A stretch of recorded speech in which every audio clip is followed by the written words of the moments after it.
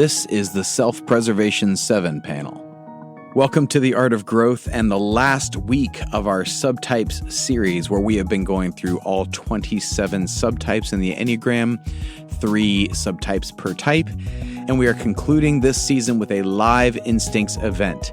We're going to do question and answer, we're going to share some key learnings, and it is going to be phenomenal. So please join us live. You can get tickets at our website, www.theartofgrowth.org, or look for the link in the newsletter going out this week. Several of the panelists from this season will be there as well, and we want to do our best to help you take your next step in this world, because we have seen how much growth can happen through the instincts. Really excited for you all to hear from Suzanne York, who's going to share about the impact the instincts have had on her. And I'm excited that you all are going to hear about it, because hearing about it has just been such an incredible gift to us. If you haven't taken our free instincts test, you can do that now at www.theartofgrowth.org. You can also take our free Enneagram test there. We even have a youth Enneagram test on there now. And you can go there to find out about all of our work with organizations, training in emotional intelligence and the Enneagram. And you can even set up one-on-one coaching appointments there as well, or a discovery session, which includes a typing interview and some coaching introduction. So we look forward to hearing from you and helping out however we can in assisting your growth journey. But for now, my friends, let's jump into today's episode with the Self-Preservational Sevens.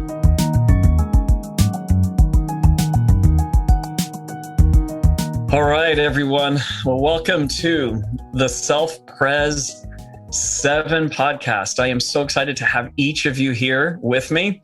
It has been an incredible learning experience for all of us. When the type meets the instinct, it creates this subtype, and it looks different. So if I were to take a Self-Pres 7, a Sexual 7, and a Social 7, and put them all in one room, there would be a lot that they would resonate with each other on, and certainly the core motivation would be the same.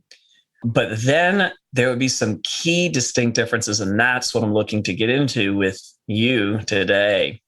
And so before we begin, would you introduce yourself and tell us where you're from? My name is Marcella, and I'm calling in from Switzerland. My name is Susan, and I'm calling in from California. Milton from Memphis. Hi, I'm Andrew, Sydney, Australia. All right, well, welcome to each of you. We are talking about the 7, and the core need of the 7 is, in short, is to avoid pain and in pursuit of pleasure, or through the pursuit of pleasure. And that shows up in various different ways. And of course, we would have different language. For some 7s, it's really the feeling of deprivation or the avoidance of emotional negativity, and in pursuit of things that are interesting, that are fun. But when that meets the self-preservation instinct, that's what I'm curious about, is what happens there. So we're looking at 3 categories under the self-preservation instinct, which is health and wellness. The second one is resources and management of those resources. And then thirdly is the home, or the nest, as it's sometimes called. And that's the idea of that place that's safe, that place that's comfortable, place that's beautiful. So let's start with the first one, which is health and wellness. So this sort of pursuit of fun, of pleasure, the avoidance of pain and negativity and all that. How does that interact with also the need for health and wellness? What for me that looks like is, for example, the need for sleep for me is like primary, absolutely most important thing. And it's in the context of avoiding pain and taking care of myself. So if I don't sleep well, I don't feel well. If I don't sleep enough, I'm cranky the next day, and it will limit my enjoyment of the day and on the activities that I partake, my day at work, whatever. So for me, that would be the main thing, is my love of sleep and my sacredness that I have towards respecting. And I think in one of your podcasts, you'd said, you have people that say, when are we getting home? When are we not going to sleep? Why are we so late? That's me. There's an anxiety around that, because if I don't get it, I'm not going to be able to enjoy the rest of what is coming next, what I've planned for tomorrow and the next day. And I won't have enough energy in order to do that. Okay. That makes sense. Sleep for me is a sanctuary, but for me, it's not really a necessity. Like, I can stay up late in the night and wake up early in the morning and I just roll on. So it doesn't matter. But in the terms of health and wellness, and it's funny because in one of your podcasts, I think you said something like the social 7 was like the counter to the 7, but I reckon it's the self-pres because it gives us. I think the self-pres is has a little break on our 7-ness, and so in terms of health and wellness, I think the self-pres for me, it stops me going to 10 tenths all the time. For instance, I just got this new fascination with mountain biking, and about 3 weeks ago, I got put in hospital from a fail. I hit the jumper, right? Just didn't land it. And anyway, so for me, where my self-pres comes in is I'm very attuned with my body. So when I was in hospital, it's one of those things that I've got another a trip 4 weeks time, and I need to get there. Even though I'm all busted up and everything, I'm very laser focused on whether my body is going to mend in time, whether I've got injuries that are, going to need much more attention and a permanent type, whether they're injuries that I know I can manage and get to this trip and be okay. So I'm very laser focused on how my body is reacting and all this kind of thing. So even like through anything, whether I have a sore back or I have an ache here or a headache there, I'm very in tune with it, right off the bat. I'll know I need to do this, or I need to stretch this way, or I need to knead and muscle that way, or I need to go to the acupuncturist or do whatever. And I'm very focused. And I think it all comes from being very future driven. And I want tomorrow to be good. I want next week to be good. I don't want anything to disrupt what I've got coming up in the pipeline. So I want to manage everything now, so that I can, have the excitement and have those, whatever's coming up. And even to the point where, looking into supplements, special supplements that are coming out of all these, anti-aging labs, like in Harvard and things like that, NMN and resveratrol and all these different things. So, you actually know the names of these things. Oh yeah, I'm taking them. And for me, it's like, it's like squirrel. For me, it's all about, my goal in life, my biggest goal in life is to live forever. Now, I probably won't do that. Note on probably. So I'm looking for everything to get me there, whether it be, making sure the back is good, or making sure I'm taking the right supplements, or even going vegetarian because I know my body will recover better from injuries or anything like that because less inflammation, that kind of thing. So, I'm always focused, very laser focused on what the body needs to make that, next journey. This is kind of an interesting one for me because I'm, as a 7, very social. I've had migraines since I was 4 years old. And that really got in the way of my being social. I'm not a big sleeper. I kind of found it was a waste of time, but then I needed it because I get migraines, So it's just like I'm always the first one up in the morning. And I would stay up pretty late, like 4 or 5 hours is fine for me, but my body can't handle it. Like I'll get sick.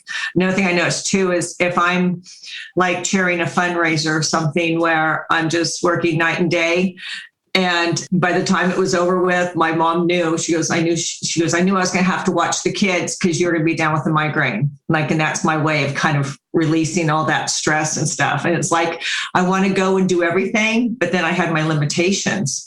And it was especially hard in college and with drinking and partying because I just couldn't go like everybody else to the walls, And I was so envious of that because I knew if I participated, at a certain degree that I was going to pay dearly the next day. So that's kind of always kept me then really focusing on health and wellness and, trying to get my sleep, always been active, running, working out, the supplements, and so, that's what I find that's kind of been something that's really pulled me back, I guess, in that respect.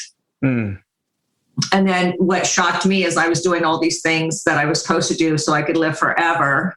Then I had a heart attack 4 years ago when I was working out. And I'm like, well, this isn't working so well. So even with that, I have to pay attention, and really get in tune to my body and, really look for the signs when things aren't going well, or knowing, if I'm stressed, or, if I know there's a lot of inflammation going on, I kind of hold back on stuff. So I will live to be 100, just at a different pace maybe than I had expected. What comes up for me is kind of what you all were talking about. So there's a huge focus on my body. Like there's a huge focus on making sure my body has the things it needs.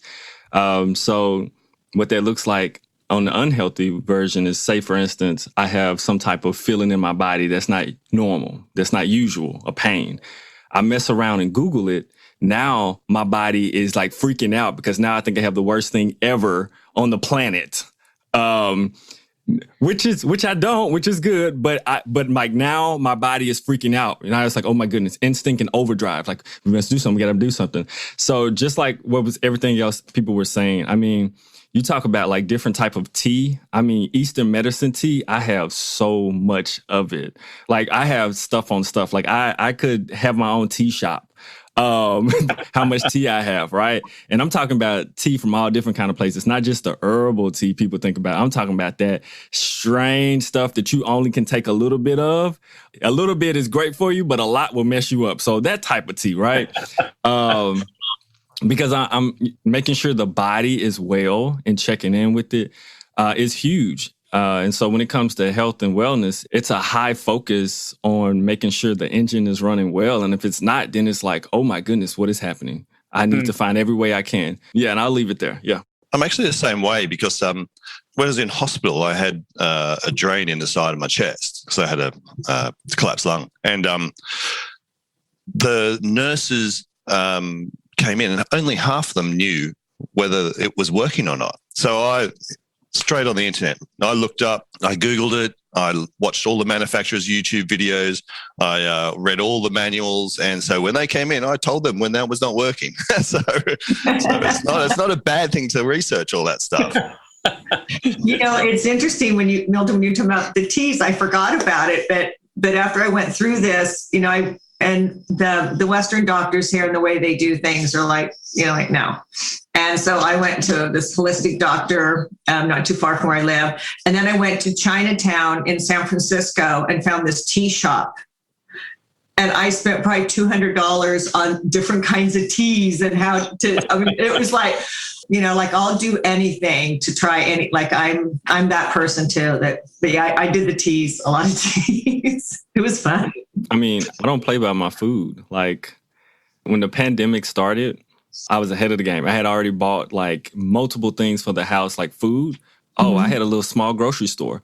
Beside my tea shop, I have a small grocery store. Okay, so I'm prepared. But it's got cans. It's got like everything for an emergency. I mean, forget the pandemic. I'm ready for the Third World War. That leads us into the resources, though, right? Because now Milton's an entrepreneur as well. I wanted to add, just before we move to the resources about the wellness, the sporting, for example. For me, it's extremely important to do sports, but it has to be into routine. So for me, every morning I start with a routine and I go biking around the lake. And I mean, that's just a non-negotiable. Every morning. I mean, I also work from home, so it actually helps. And that's how I make it exciting. I'm actually commuting to work. I go out and I come back home again. So, but it's so important that I get that exercise. And if I can't go biking because it's raining or snowing or whatever, then it's a walk around the block. It's got to be something outside. It has to be something fresh air, and it has to be regular. And there's something about the self-prayers that I think, Joel, you mentioned somewhere, is about the comfort of the routine. Yeah. And meal times for me are extremely regular. I mean, there's no eating at 4:00 in the afternoon or skipping dinner. I mean, unless I'm not hungry, obviously, and I'll listen to what my body says. But otherwise, it's meal times. My kids now, some of them are at school, some of them are not. So it's been, whoever's in, Mealtime is at 12:30, max 1 o'clock if we've got meetings, and dinner is at 7:30, max 8 o'clock. And that's it. I mean, there's no negotiating. You're either here or you're not here. You either eat somewhere else or you eat at dinner. There's no saving food for later so that you can maybe have it at 9 or open the fridge, albeit that it's completely full. So you could always have a meal whenever you need. But it's not a messy affair, the taking care of what goes inside. And most of it is, if I can, it's bio, it's organic food, homemade, homely cooked. There's no ready-made stuff. And I'm quite strict without getting stressed. I mean, I blame it on the Italianness, of the tradition that, you have to cook everything at home. But I think it's actually the self-pres that comes into it that wouldn't allow me to buy a frozen pizza. I'd have to make it myself because I know what's in it and what's on it. Yeah. Yeah, that makes a lot of sense. Let's look at resources since we've already started down that path. And I want to visit Milton's grocery store next to his tea shop. And I think that's just amazing. So talk to me about resources, because the resources has to do, and they are all connected, obviously, health and wellness leads right into resources, and you saw that, and the home also plays a role in that. But talk about resources and how you use it, your attention towards it and management of it as well. I think when Milton was saying about when the pandemic hit and he went out and bought stuff, I was the same way. I was like, okay, I was ahead of the curve. And everyone in Australia, it hasn't been that bad at all. It's been pretty mild. But when it hit, I said to Melody, I said, we live across the road from the major supermarkets. I said, go across the road, just buy some stuff, some, toilet paper, this, blah, blah, blah. And she goes, what do you mean? Nothing's happening. It's not that bad, blah, blah, blah, blah, blah. And then it's like 4 days later, runs on the supermarket. It's like, I told you, that's all we needed. Anyway, so I fully understand where you're at there, Milton. The other thing with things like that, I own my own business. I've owned businesses for a couple of decades now, and I've made a lot of money in one, and then I did another startup and I lost all my money in that one. So I felt the pain, from having it and losing it and things like that. And so when you're talking about, running away from the pain in terms of resources, I've acutely been there. It's like having it and then going down to zero again. So in this business that I'm in now, and it's going really well, I'm very aware that when I'm in the business and the monkey mind takes over, and squirrel, something else has come up. Let's focus on something else rather than my business. Because that looks really interesting, and I reckon we can do really well on that. I find that my business will just like coast along and not really do much. Still, going okay and providing resources, but then I've got to refocus, and I think that's where the self-pres comes back in. That break, the self-pres comes back in and goes, no, you've got to focus on this because this is where you're at. And then when I focus again on my business, that's when we have growth, and that's when the business starts taking off, and I get more systems in place and things like that. So I think what I find is the self-preservation, especially in business, because if you don't focus, you're going to go out the back door. So I think what the self-preservation has taught me is it's given me patience, which for a 7 is one of those things that we don't probably get naturally. So that patience part of it has allowed me to stay focused and move forward and make sure that the resources that I build up stay there and I can build upon them. And I think that's been a really interesting growth period for me the last 15 years in that term. So building off of what you just said, Andrew, I'm kind of hearing a little bit of that, like avoidance of pain there, like learning about the pain and experiencing it. And I don't want that. And then also the pleasure. And maybe we can hear a little bit more about, is there a kind of pleasure in the resources and having things and possessions, experiences? Does that kind of give you the little bit of that? Yeah. Yes. It gives you the incentive to actually be patient. When it was bad, I literally had to go to work from 4 o'clock in the morning till 5 o'clock at night, 6 days a week to get it back on track.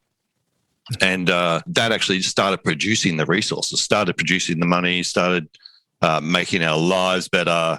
And I remember that that Christmas, I had to, let go of my employees because I didn't have the money to keep them, and going back to zero and then doing the work, and then the resources started coming. It does give you that incentive to stay focused, and then you have more money to enjoy your family and your life, and go out and go to a restaurant or go on a trip and things like that. And that allowed us to start saving up for a big world trip, putting money aside. I suppose that's another part of the resource. Start putting money aside every week to go on a trip with our family overseas for 3 months. So that was a 7-year goal that we set, which is something that was really a really good part of that process as well.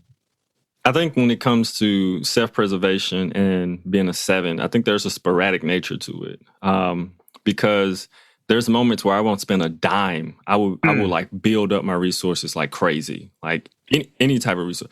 But then there's moments where I will splurge and as if I have all the money in the world, and it's just this weird thing happening. In places where I usually don't really hold back, it just depends on the moment, is around resource, like personal resources. Like food, comfort. I'm telling you, I will spend on those things.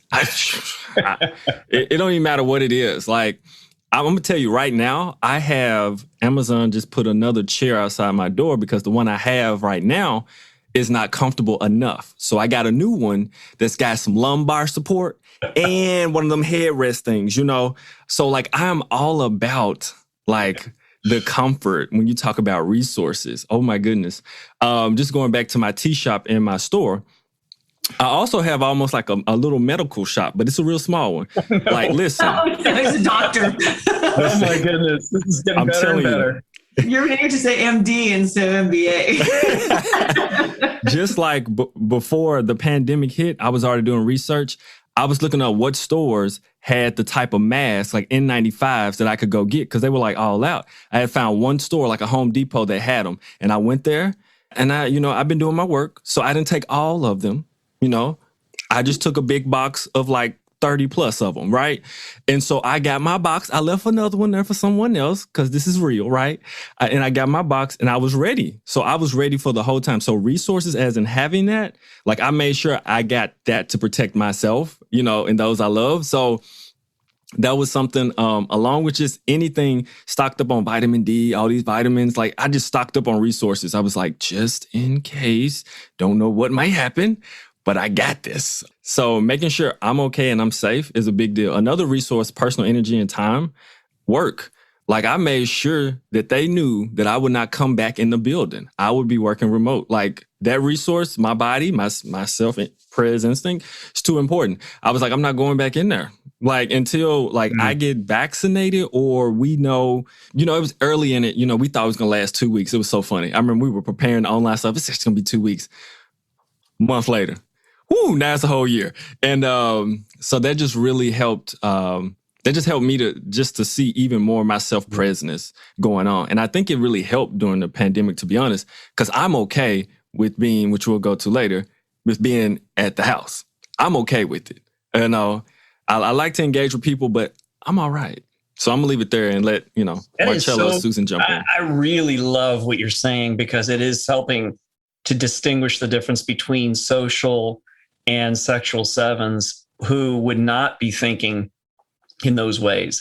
Like that is really illustrating that piece of it that does. And I think to your point, Andrew, earlier, I think it does hold back. This is why a strict counter type language may not work consistently for everyone, because there are aspects of the self-presence like, I'm not just going to kind of just go at it with this sort of, everything's great, positive attitude. There's still things that you have to pay attention to that could go wrong. So I really appreciate that. Let's, Marcella and Susan, what's on your mind? What's coming up for me is I'm kind of more of a steady, there's a steadiness to my self-preservation in the sense of, on the one hand, there's some anxiety that is attached to it. For example, when on my 5th last toilet roll paper, I'm already going to buy the next, the next big bulky bag. So, but I'm good, because it's under control because I've got 5 rolls, worth, but they'll never go down to 1. At the same time, it's like everything is under control, whether it's the fridge, the resources in the house.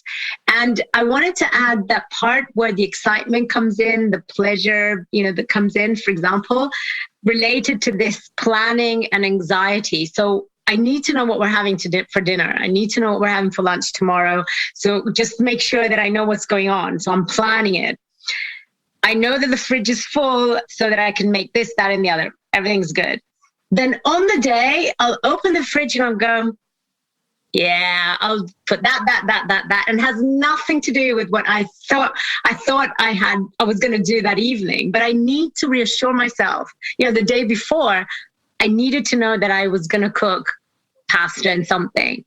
But then there's that excitement, that wanting to do it, that spontaneity that comes on the day itself, half an hour before dinner time. It's like, I'm going to do nothing of what I planned. I'm going to do something completely different.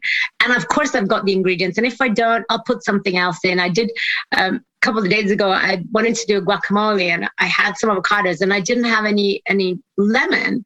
But then I remembered that way back in the cupboard, I had this kind of seasoning for lemon chicken or something like that. So it had some lemon in it. Put that in there. Best guacamole I've ever made in my life. Yes. And all of us are right now like celebrating. I know. That sounds so good. Yeah, but it's just these little things that spice it up. Because otherwise I feel that my self-preservation could really cut through the sevenness of the excitement, the spontaneity, the pleasure. But then it kind of always pops in like that. In these little moments. Yeah, that's really insightful. Okay, so I'm kind of all over the place on this. Like I said, we understand. Trust me. Yeah. If anyone does, this group of people understand. We understand more than anybody else would ever. Right, I'm in really good company. So, when the pandemic, the 2 weeks came, I thought, okay, I bought some food, and then I made a lot of cookies and did a lot of baking, started putting on the weight, and then it went on. I'm like, okay, this isn't going to work anymore. But I did load up on food just because that was so important. I remember going to Costco and seeing the line, and it went way around. I go, oh, hell no. I'm going to find something else. I'm not doing that. It's a poor use of time for me. Like, I'll find it. It's painful. Yeah. And it all worked out. I didn't go out of my way and I didn't go over crazy over it. I just couldn't get into it. But it's funny because, and then as far as like the home stuff, I've always been one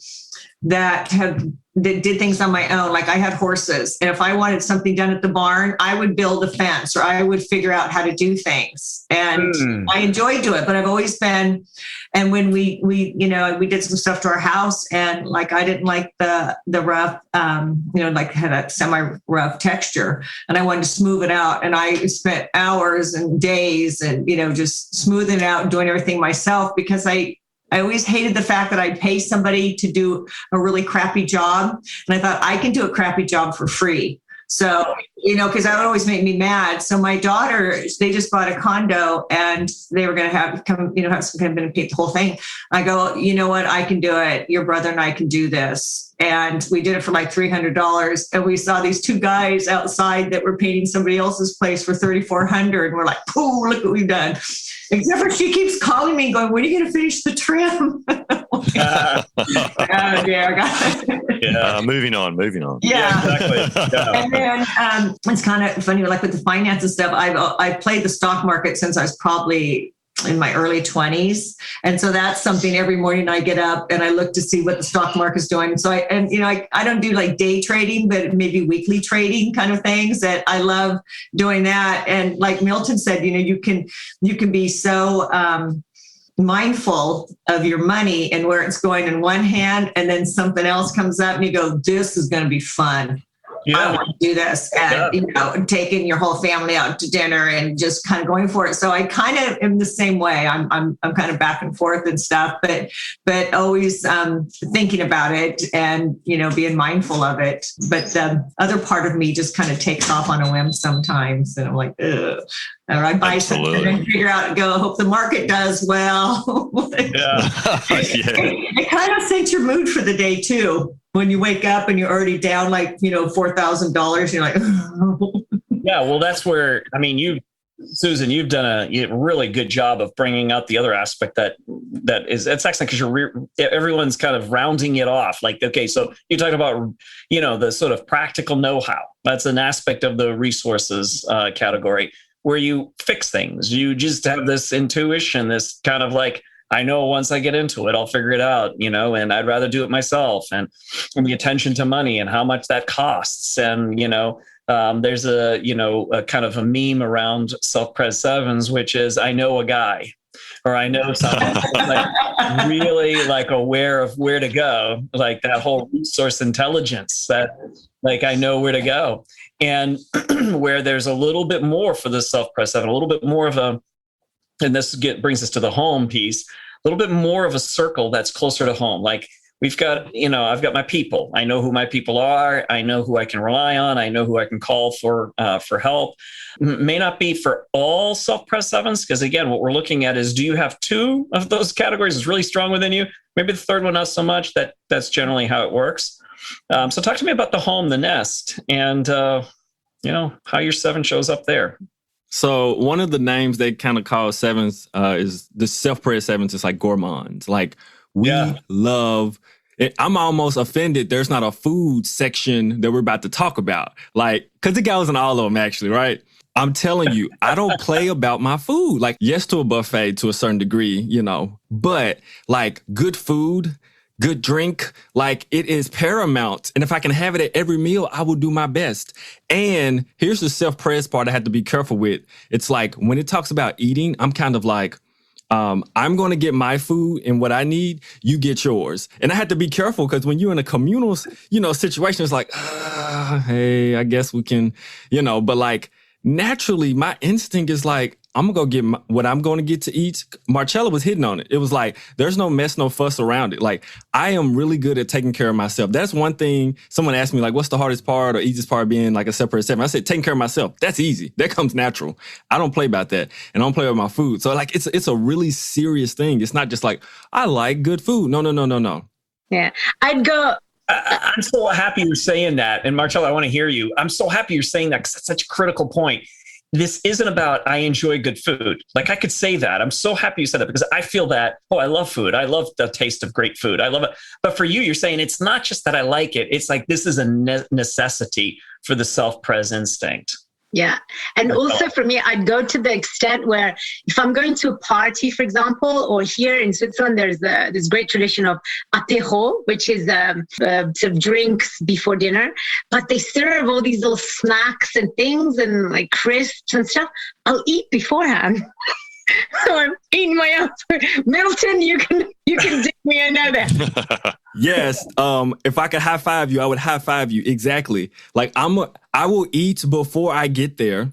If it's not going to be good food, I must like that. That is something that could make me very cranky is if like the food is not right or I'm getting hungry or I'm in a place where the food, I can get that Snickers commercial type of like shift in myself where I become a whole different person. And I'm like, what's going on? I'm just hungry. That's what's happening. I need to eat. Yeah. And I think for me, if it's related back to home, so what we were saying, for me, it's that comfort. It's not for nothing that they call it comfort food. That's really what it means. Not in the real way of, you comfort yourself with food, but it represents to me that homeliness, that coziness, that hearth. I have 3 boys now; they're sort of young adults, and really, it's like food around which we bond. The table, the table is always laid out properly. It's really the warmth, the warmth of the house that comes it's an experience for you.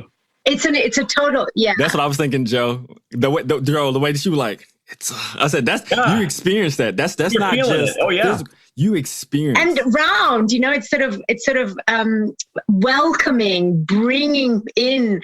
For me, that's the homeliness part. Not so much that, whether my chairs are comfortable or my sofa is comfortable. I mean, I do take care of the house and I do make it cozy, and I do like it to be organized and tidy.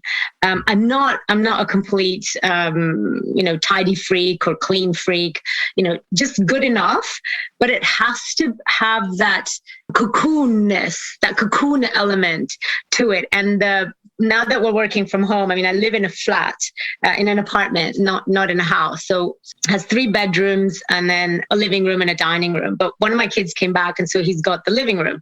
So the living room is missing.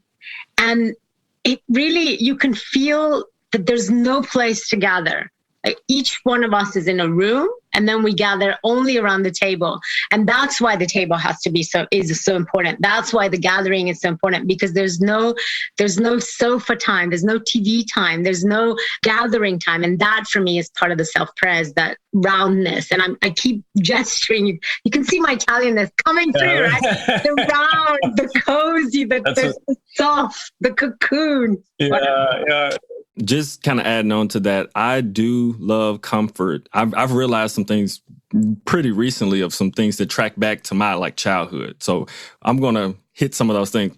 One thing, I was a germaphobe before the pandemic, and now I'm just a clean person. Okay. But anyway, and it's not like extreme, but if I go to a hotel, I'm gonna spray the bed down with Lysol because I don't trust. And this is before the pandemic, right? I don't trust these things. It could be dirty. It could have germs. If I'm going to sit at a restaurant on a seat, there's a certain booths make my skin crawl if they don't look clean, I guess. It's not even just clean. Right. It's just no, I'm not going to sit my glutes there. Nope. For real, these are certain things. And then my groceries, I have them delivered because just like Susan was saying, I'm not finna stand in the line and waste my time. So people bring me my groceries. So I pay for that service. When my groceries get to my house, I wipe them down before I bring them in the house. Wow. And then I've been doing that for a whole year. I'm I'm getting tired of doing it. But that is my making sure that I'm safe and secure. It's important. So that's super important. And then everything else, when we talk about house, I really do try to make every spot I have conducive to something that is comforting or the focus of what I need it to be. But most stuff is geared around comforting. Literally, I have this under my feet right now. This is one of those things you put on your feet to be comfortable. I am sitting on a purple cushion, and if purple cushion ever wants to support, you definitely can. Purple the bed you can lay on. I have the seat cushion right now under me. What else do I have right now? You can't even tell. I have a blanket on my legs right now because temperature matters. Listen, I like to be comfortable. I will wear a blanket or something around the house all the time. I am got a kingly robe on or something, okay? But what I realized too, when I was growing up, the self-presence was there too. I used to have a blanket that I carried around everywhere. I gave the blanket up at 3, but that blanket for me was safety, security, and comfort. It was all those things in one. So I had it with me all the time to have this feeling, right? And so that's also the home thing. When you talk about clothes that I wear, I'm trying to get merino wool, nice fabrics and all type of stuff that feel good on the skin. I just found bamboo. What is it? Bamboo. It's like bamboo. It's bedspreads, but I'm telling you, it's better for your hair. It feels good on your body. You sleep better. It regulates your heat and everything and your coolness at night. Check it out, y'all. If you haven't, that bamboo wool is fire. So I just wanted to share that about home and some of my self-presence. That's fantastic. It's funny. You were talking about food. And since I've gone onto a plant-based diet, food has become less of a thing for me. We've found a few very good vegetarian restaurants, and I love going there because I love nice gin and good food and all the rest of it. But I think the edge has been knocked off because you don't get those succulent ribs or that nice steak and things like that, which I still have in my memory, but it's not really there and present anymore because I'm one of those kind of people that when I finish a day, all that memory gets kind of flushed down into deep memory. Someone can say, well, what'd you do yesterday? I'll look at myself, I'll think to myself and I'll go, I don't really know. I don't really know what happened yesterday. I don't really know what happened last week. So It's all about the future. But in terms of the home, and this seems to be a theme coming up from me, it's like running away from pain. So it's more about the atmosphere. So, I live with a sexual 4 wife, so it's like a 4 on top of a 4. The same daughter, 4 on top of a 4. I've got a self-pres 5 son, and I've got a 10-year-old who's high-functioning autistic, and he's an 8. So he likes to wind everyone up. And he's very smart. So he knows what he's doing. So for me, the self-pres is like trying to keep this calmness in the house, trying to keep people away from each. For me, in the home, it's all about the atmosphere, making sure that the atmosphere is nice and calm or positive, or, if I find the temperature rising up, I'll say, well, okay, let's go for a swim. I'll take the kids out and we'll go for a swim. So, disperse them or, take them away and get them, active. And the other thing also is being a self-pres, it's all about, or I found it's all about learning the lessons from the past. So again, the pain that I've had, I'll try and take that and put it into the positivity of the future. And I try to give that to my kids. So, if they have a problem or if they have something they can't deal with, I try to, let them know that it's okay. Just learn this lesson, because the next time you do it, it's going to be better. Look forward to this, because the pain that you've experienced can teach you lessons for the future. The future is always where it's at. So always learn from what you've had, but don't dwell on it, because I don't dwell on it because I forget it. So don't dwell on it. It becomes like a flavor. So part of the flavor that is me, it just becomes part of me, those kind of incidents, and molds me for the future. Becomes intuitive. I mean, that's exactly right. That's what I was looking for. Our intuition is we remember this pain, and so it's part of what keeps us from ever going near that in the future. Yeah, so, absolutely. Yeah. So that's what it's like for me. It's all about the comfort of the home and the atmosphere, and making sure that everything's going forward in a nice, fun way. This has been incredibly insightful. This is also the reason why, by the way, a lot of 7s who are self-pres 7s will think that they have a 6 wing when they first come to this stuff on the instincts, and then pretty soon discover that, oh no, that anxiety, not all of them. There's a variety of reasons why even self-pres 7s will think that they have an 8 wing. But the ones that do, they point to the anxiety around resources as being the reason for why they think they have a 6 wing, that there's extra preparation. It's a little bit more planning around the self-pres. And so oftentimes that will happen. What came up for me is growing up, there was 5 kids in my family, and we always had breakfast together. We always had dinner together. And we're farmers. And so we grew up in the small town country. And my dad would come home, take a shower, and we'd all wait for dad to eat. And my mom was a good cook, and she was a good baker, and everything was from scratch.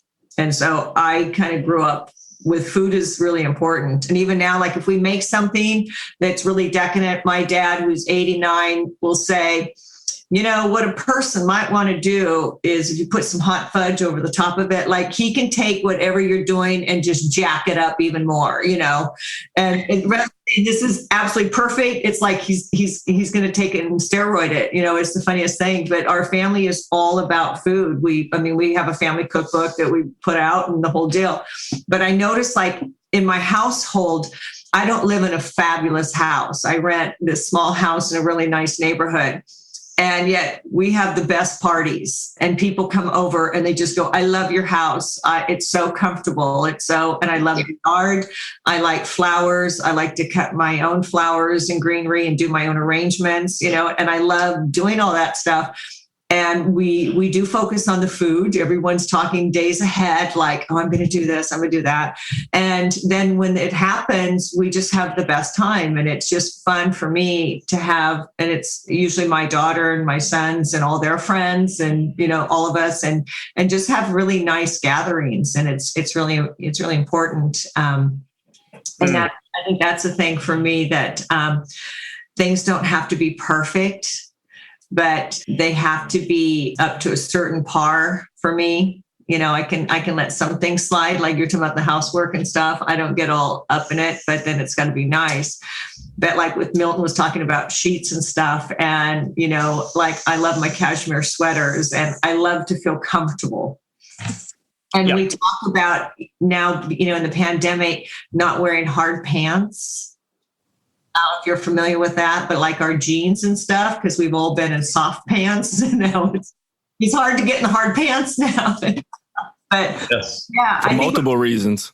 Yeah. And so what really brought it home for me is when I think about home, I think about family, and I think about friends. Mm-hmm. And I think about, just all getting together. And then when, people aren't here, of course, I want things. And I have a hard time actually buying things like for my house, because it's got to be just right. So pick out a couch. Oh, God, it's like, it's a big deal. Where I know some people that go, oh, I change my bedspread every year. I'm like, oh no, when I get mine, it's really and and it's weird to me because I can't just let go of things once I bring them in. They're important to me, and I can't let them go like that. Like, oh, that's last year's bedspread, or I'm going to redo my room. I'm like, no, I take a lot of time in what I bring into my home, and then means something. And that's what I'm just like, oh, that gives me anxiety to think of just flipping stuff out and trying to decide again. Yeah. Just building on that, for me, there's also, because I can't let go of stuff, I'll transform it. I use it for something else. So I'll put it into another room and then, arrange it differently with something else next to it. And so it looks like something new, but it's actually the same old. And then something else that it made me think of is, since we're working from home, at the beginning, for me, it was really difficult to combine the office part and the home part. And I work in my bedroom. I have set up a corner with a desk and my laptop. And in the end, I asked a friend for a windscreen, exactly like a screen. And I actually screen off my office when I'm using it as a bedroom. And then I screen off my bed when I'm using it as an office, because I can't reconcile the two.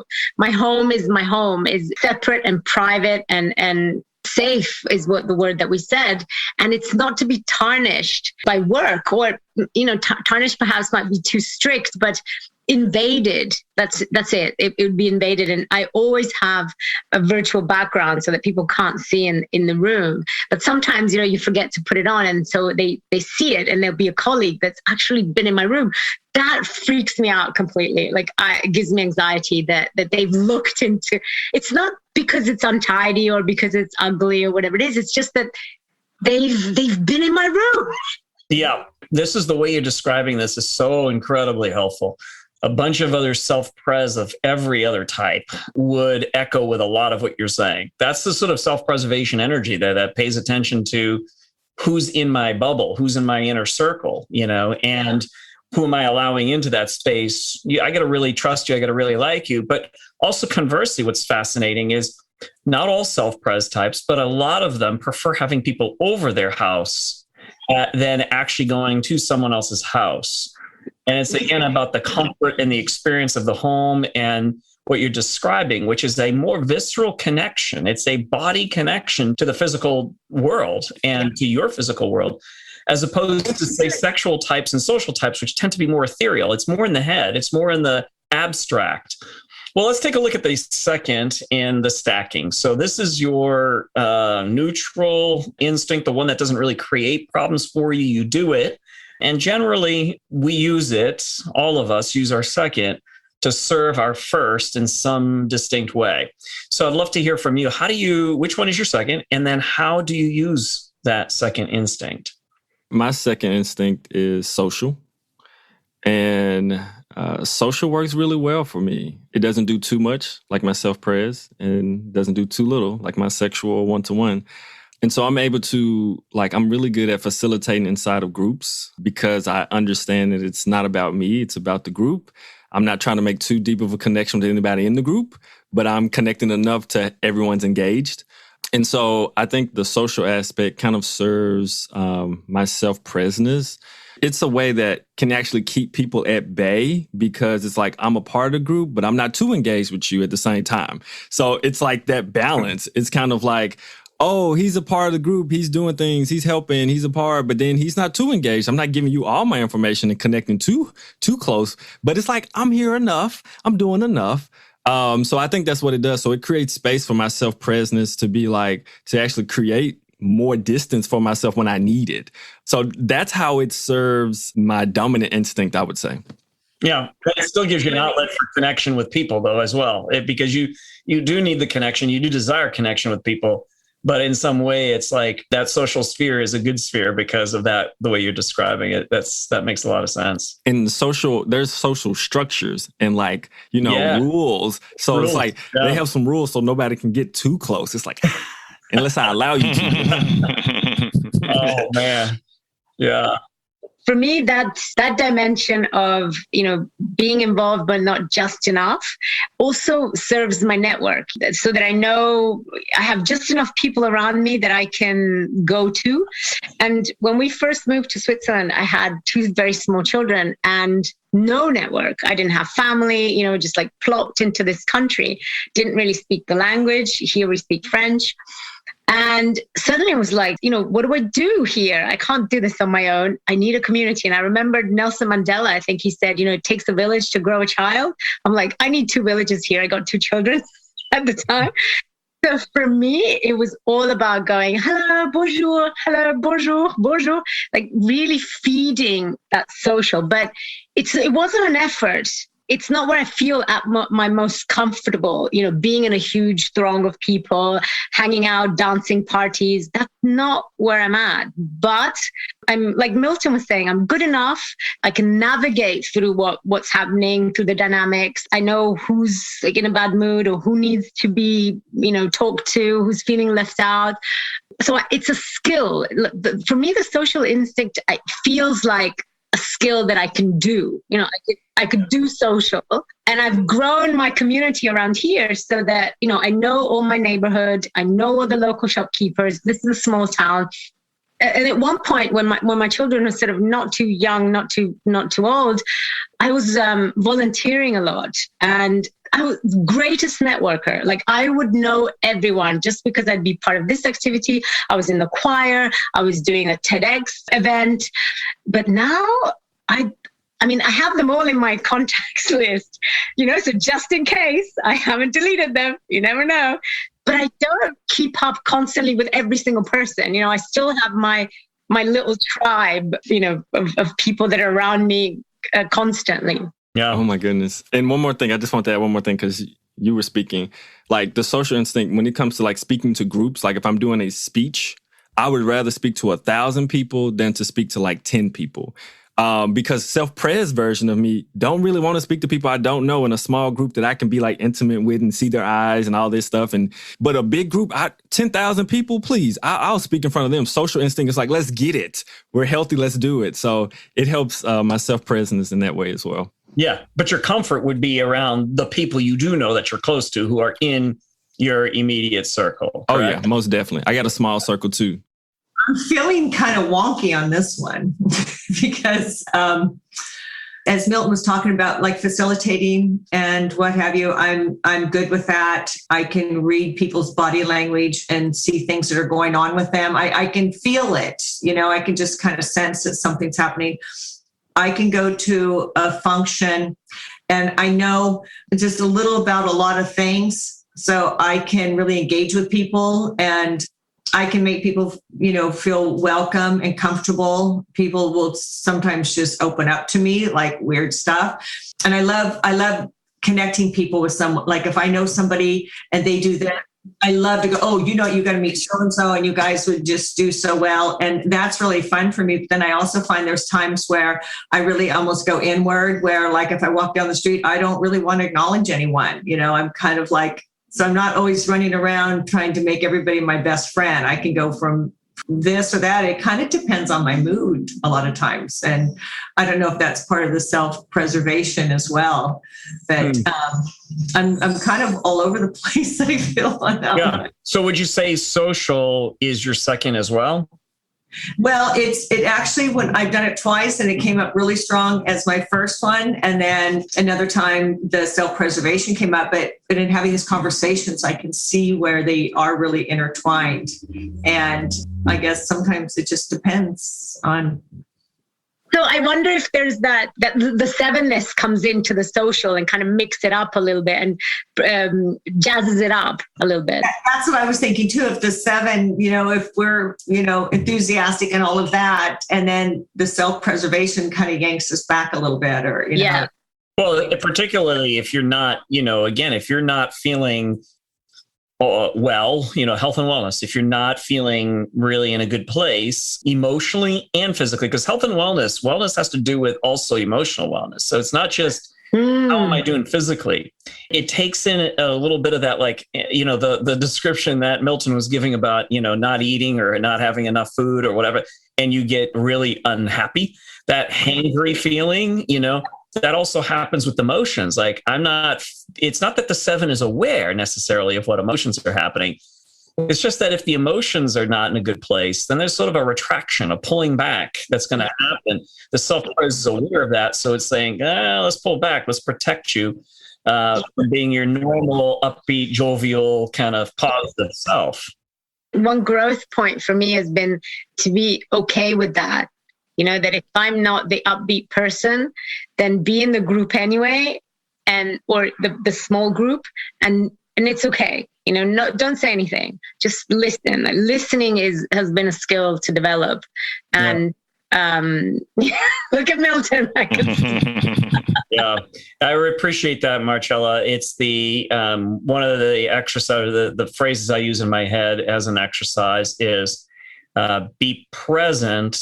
Anyways, be present and engaged. And even if you're not feeling quite right, even if you, it's not something you want to be a part of right now, be present and engaged. And that does change a whole lot. So for you right now, Susan, at least, it's a toss up. You're not sure, but this is part of the exploration for you. And I relate to everything that you've all said. I'm friends with everyone, but very, very few close friends. And I'm good in a group, happy to be there, but I usually won't instigate the group. But as Susan said, I know a lot about a lot of things. I know something about a lot of things. I don't have to know everything, but because I can pull threads from everywhere, I can link it all together and have this conversation in a deep way with virtually anyone on anything. And the other thing about social for me is that one of my favorite sayings is twice the beauty is seen, once shared. So if I'm going to go have an experience, I want to have an experience with someone else, because I want to be excited, but I want to be excited with someone else. For instance, even in my business, I want to make money for myself, but I want to make money for everyone as well. So we all go and have fun. We all can get, like this mountain bike trip, we're all going. That's the thing, is that in the social part of it, for me, it's like, it's just not as fun when you do it by yourself. Although some things are. When I get in my car and go for those B roads, then, hey, I don't want anyone in the car because I want to be driving how I want to drive. And I don't want anyone saying, go, slow down, or don't hit that corner so fast, or, I'm feeling sick. So, but for other things, it's like, I want to have fun with other people, because it really feeds into the seven part of me as well. So, the social feeds into the seven, and the seven, feeds into the social. But being a self-pres, I won't necessarily instigate it. Like, I won't be the first on the dance floor. I won't organize the party, because, like some of you said, it's nice and comfortable at home. It's nice to chill. But when it's on, I like playing with friends. Yeah. I really liked what you said. I know a lot of people, I would add, but not a lot of people know me. very few people know me really, really.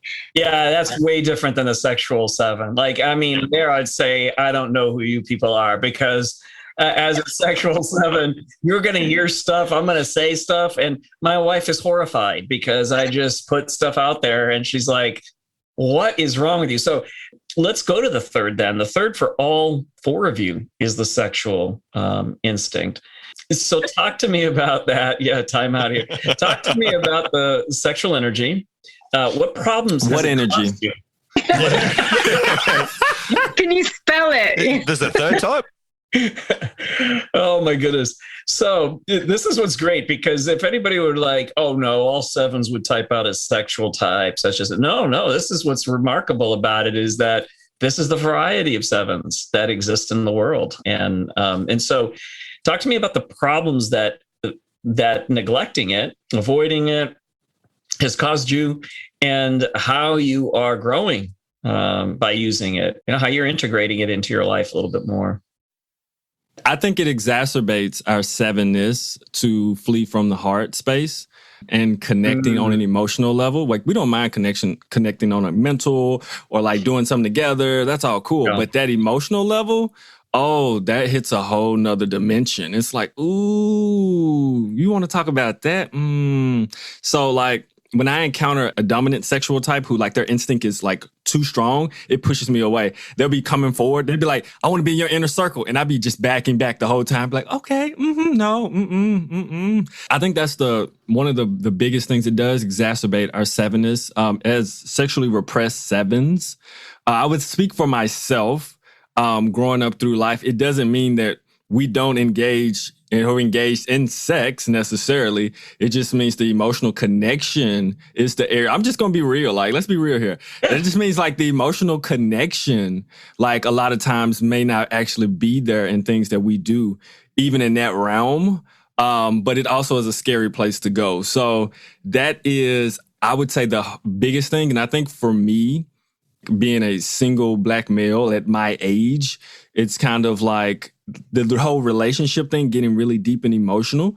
Like, I noticed that there's a fear around there, but there's also an instinct that doesn't show up when it should, you know? It's like the instinct should be showing up like, hey, it's time to go, you know, connect with them one-on-one, look them in the eyes and do all this stuff. And then my instinct don't show up. And so my self-praise is like, back up. This is weird. Why they looking in your eyes? Stop that. Ooh, you know? So I would say it causes that. I'm glad you brought up the deep connection. So I want to, just for our listeners, the sexual energy has sort of 3 components to it. Risk. It has this sort of broadcasting of itself, putting itself out there, right? Throwing the fishing line out, see if there's any bites on the other end. And then also the sort of immersion, the deep, like getting into people or into projects. It's like, it's a real immersive experience for this energetic exchange. What it does is, I'm glad you're talking about emotion, Milton, because the emotion, the heart center, does match up pretty well with the sexual energy, just as the social matches pretty well with the head energy and the self-pres with the body. And that sort of sexual energy does wake up the heart a bit more. So as you were joking, Andrew, about a 4 having sexual energy, it enhances it does. It brings up a bit more of the emotion in that type. And for the 7, if they are sexual 7, it does wake up the emotions a bit. But to your point, Milton, you're dead on. This is where the self-pres really enhances the tendency of the 7 to avoid the stuff that's painful. It's invasive, it gets into your space. And so yeah, that's a really good point. And also, please, elaborate on the parts that for you, like the, risk taking, broadcasting, immersion with other people. Talk about how that's been a problem and in what ways you growing through that. I would say, looking at it in the form of a problem, it is like being able to connect, with certain people that you may have wanted to connect to. If you really thought about it, that would have been a good connection, but you was like, I ain't worried too much about it. I'm gonna go do me. I think that happens, and not just on a partner relationship level, like friends, like someone who's like big in an area that you're excited about, but not really fully going to reach out to them and having that, because it's like, I don't know if I want to have that. So I see it show up there. Things that I do to work on my repressed center. First, the pandemic has actually helped because you have to keep in contact with people. And so like as a coach, and then with friends and different people, I've had to contact them more face to face because we don't see each other. So I've had to be a little bit more intimate with different friends and things. And then it's allowing myself to share a little bit more of my deeper self with those who are really close to me, because I would say there's even a level of guardedness to those I bring into my circle. It's still that, right? So I am actively working on that repressed instinct, because I'm trying to give a little bit more of that, because these are the people who I know I can trust and I love, and I know they got my back. But that instinct is strong, and it's like it doesn't even hit the radar sometimes. Yeah, right. You can share that. It's like I guess. Yeah, so. and for me, it maybe the past 2 years I've been consciously working on it, but I would just shut down. Like my mouth would not speak. And or if something would come up, if an uncomfortable emotion would come up, I'd be out of the room, literally. And then the person would go, "What just happened? Is anything wrong with you?" Emotion coming at you is like a tidal wave. It's just like, I don't have the tools to deal with that emotional wave coming at me, and I need to escape. It doesn't come naturally to me to say, that's what's happening to me. I'm having a tidal wave that I don't understand. I mean, that I've had to have a script next to me saying, "You read it. You're having a tidal wave. Go out of the room, but you need to tell the person, that's what's happening to you." And then that creates that bridge, that keeps that connection alive. Then you can go to the other room. Sometimes it's taken me 3 days to understand what exactly was happening to me, because it's so mixed up, so overwhelming, gives me anxiety. But then the exercise has been as a last step, to come back to the person and say, "That's what happened to me." And then the connection stays throughout the process. Whereas for me, the go-to thing, the default action would be sever, cut, let whatever days, weeks go by, and then carry on as though nothing had happened. Yeah. I have noticed, I have selected relationships with men and my ex-husband, people that are emotionally not available. Yes. Thank you. It's dawned on me that, I tend to find these people. It's like, it's something that I really want so bad at some point in my life. And yet I keep picking these people, and I'm like, well, it's because, and they're really not emotionally available. It's true. But I think maybe that's part of my self-preservation, is there's that little fear of being vulnerable and going to that place myself. Yeah. I'm picking that. And then now that I'm really aware of this stuff, then I find like, I don't even really want to date at all. It's so much, it's so hard. And it just seems like there's so many people that like, I'm just like, well, it just won't happen then, but it's like, it's something I really want to experience, like truly. And then I think like, I don't know that that's going to happen, because my track record hasn't been that good, even knowing, so I think I've got a lot of self-preservation hanging in there. And it hurts. I mean, it actually hurts. This whole, it's really painful inside. I feel it in my body, like my stomach will churn, and I just don't feel comfortable. And to me, it's like to be hurt and then to hurt other people as well. Like if you meet them and they like you and you don't like them, I don't want to, it really hurts me to hurt other people. Then I'm finding that it's just like, well, it's best not to participate at all. And then you can yeah. Well, again, it's the funny thing about what we're learning through these panels is the neglected instinct actually starts to create a problem for the dominant instinct, because the instincts are there to serve each other. So you can imagine, if you're self-present, you like your circle and you like your close-knit group and you want to be able to trust them. If there's no sense of openness between you and that other person, it hinders that depth. It hinders that connection. It takes a certain amount of risk to actually continue to provide security. It seems like an oxymoron, but the more you think about it, you start to see in the ways that you don't push to develop, to grow, will actually cause atrophy and keep you from being actually really healthy. And so it's just there to serve. And that's what I love about this is it's not to be a problem that you start to think, oh, I've got to somehow be better. And no, just look at where the problems are. And almost always the problems are around the neglected instinct. Well, I have to say thank you to each of you. Really, this has been an incredible treat to listen to all four of you and to hear even the variety in the way, you're answering. And it's been amazing. It's been so insightful. I think this is helpful to so many who are going to listen to this, that the distinct differences between self-pres sevens, sexual sevens, and social sevens. And really huge thanks to each of you. I know that some of this is even figuring it out. And Susan, you were doing a little bit of that. I just want to say thank you for being on this panel, because there is still we love reflecting even the process at where we are developing and learning and growing. And you did that really well. So again, thank you so much to each of you for being on this podcast. So thank you so much for joining us today and through this series. And make sure you sign up for our Live Instincts event on Wednesday, May 19th, as we start to look at what do we do with this now? How do we grow through this? Because information is not transformation. We want to take this information and use it to help create practical transformation in our lives. And we look forward to doing that journey with you and being a part of it. Make sure you are subscribed so you see the new episodes pop up whenever they come out. If you leave us a review on iTunes, it really helps people discover the show. It really helps the algorithm that points people towards this work. You can follow us on Instagram at Art of Growth and contact us about all of our work at www.theartofgrowth.org. But for now, my friends, may you remember that there is joy to be had, and that it is a good thing, that this life is not merely to be survived. You are here to thrive and embrace your life with joy and wonder. May you care well for yourself so you are resourced to be a resource for others. May you find yourself on solid ground, that the light of life would shine from you.